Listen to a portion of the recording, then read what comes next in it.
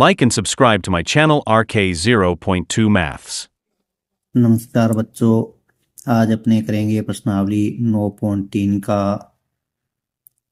चौथा सवाल जो घनाभ से संबंधित है। एक घनाभ की विमाएं 60 सेमी, 54 सेमी और 30 सेमी हैं।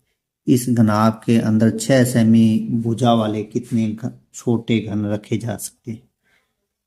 जैसा कि अपने को पता है कि मान लो ये आपका घनाभ है जिसकी विमाएं दी हुई है, यानी कि लंबाई, चौड़ाई और ऊंचाई दी गई है।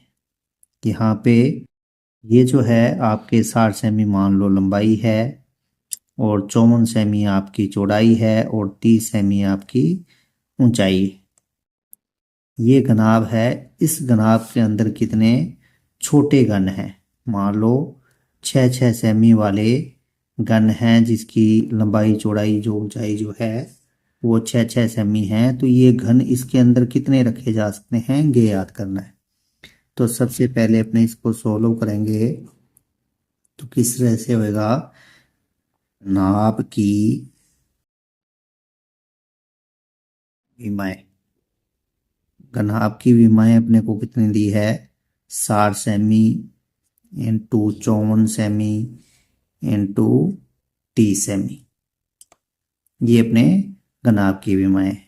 तो घन की विमाएं कितनी हैं, घन की विमा, क्योंकि घन के अंदर सारी जो विमाएं होती हैं वो एक जैसी होंगी। तो ये कितनी हैं, 6 सेमी की। अपने को याद क्या करना है, घनों की संख्या।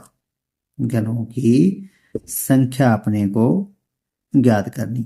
तो संख्या याद करने के लिए क्या करेंगे, घनाभ का संख्या याद करने के लिए क्या करेंगे, घनाभ का आयतन बटे घन का आयतन। तो यहाँ क्या लिखेंगे अपने,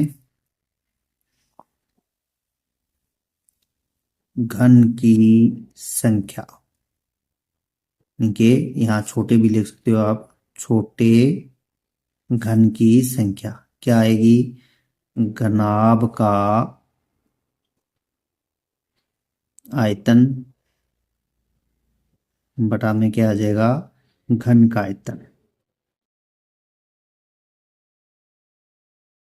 तो घनाभ के आयतन का सूत्र क्या होता है, लंबाई इंटू चौड़ाई इंटू ऊंचाई, जो भी माएँ हैं वो दी गई।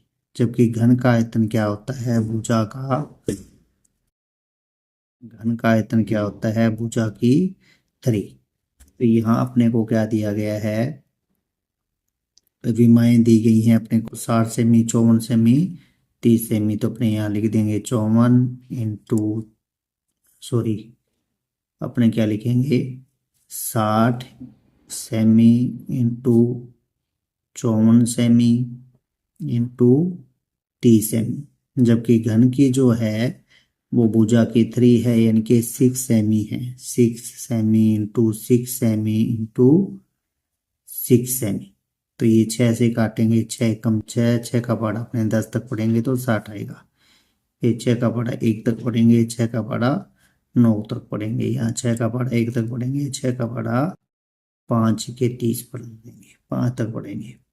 तो ये अपने गुणा करते हैं, 9 को अपने 5 से करेंगे तो 9 5 45, 45 को अपने 10 से करेंगे तो घनों की संख्या चाहिए 450।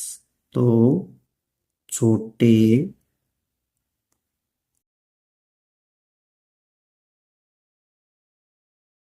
एक घन की संख्या बराबर 450 घन। ये आपके चौथे सवाल का आंसर होगा आपका।